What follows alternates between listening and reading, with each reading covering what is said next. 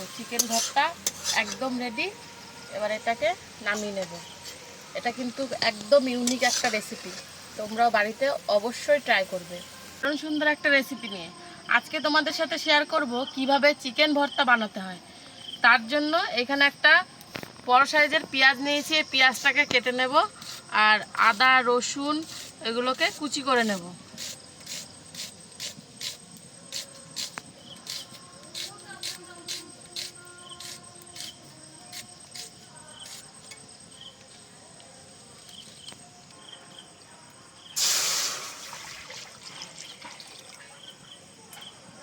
এই দেখো এখানে আমি খানিকটা সলিড চিকেন নিয়েছি, এই চিকেনগুলো প্রথমে সেদ্ধ করে নেব।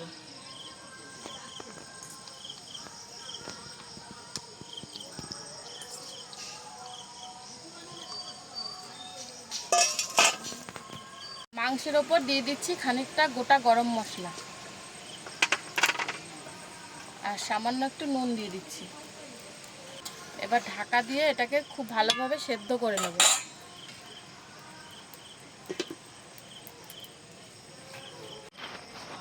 দেখো মাংসটা খুব ভালোভাবে সেদ্ধ করে নিয়েছি।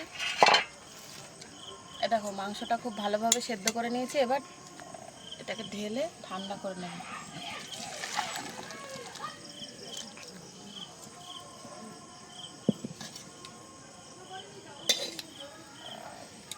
এবার কড়াইতে দিয়ে দিচ্ছি একটুখানি সর্ষের তেল। তেলের ওপর দিয়ে দিচ্ছি খানিকটা গোটা জিরে।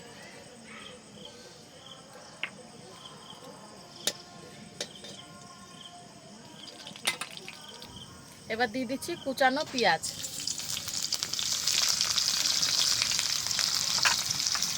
পেঁয়াজটাকে এবার ভালো করে ভেজে নেব।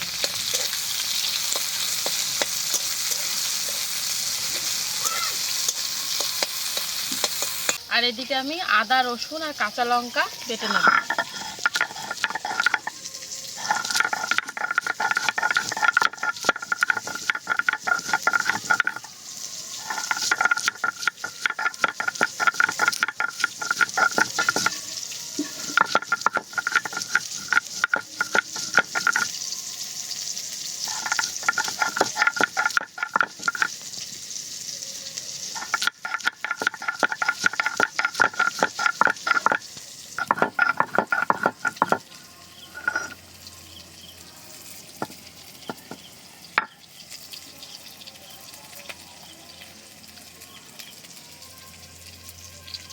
মশলা বাটতে বাটতে এদিকে পেঁয়াজটাও ভাজা হয়ে গেছে। এবার এর উপর দিয়ে দেব আদা রসুন আর কাঁচা লঙ্কা বাটা।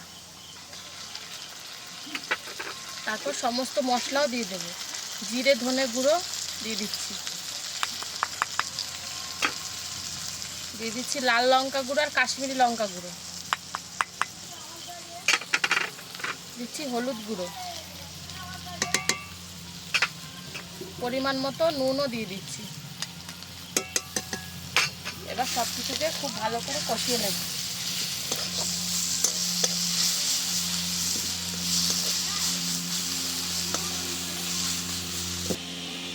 দেখো এবার চিকেনগুলো ঠান্ডা হয়ে গেছে। এবার এরকম করে ছাড়িয়ে নেব সব চিকেনগুলো।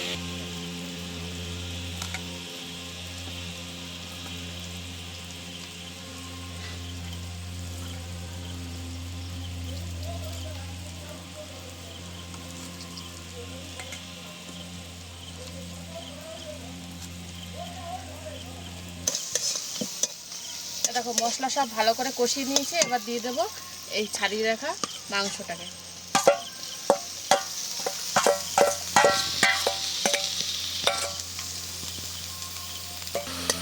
এবার এটাকে আবার খুব ভালো করে ভেজে নেব।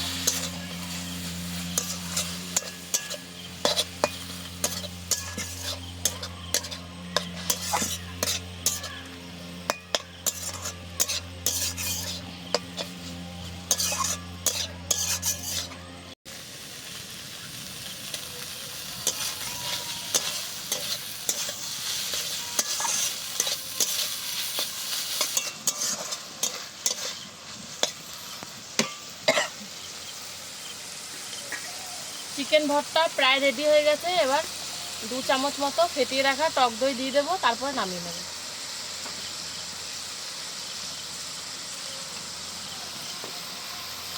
এবার একটু নেড়ে চেড়ে নামিয়ে নেব।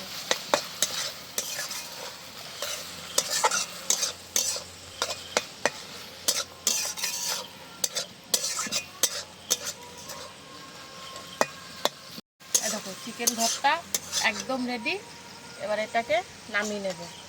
এটা কিন্তু একদম ইউনিক একটা রেসিপি, তোমরাও বাড়িতে অবশ্যই ট্রাই করবে আর আমাদের কমেন্টে জানাবে যে রেসিপিটা তোমাদের কেমন লাগলো। আর এই রেসিপিটা করতে কিন্তু খুব বেশি একটা টাইম লাগে না, ঝটপট তৈরি হয়ে যায়। রুটি পরোটা সব কিছুর সাথেই কিন্তু এইটা বেশ ভালোই লাগবে।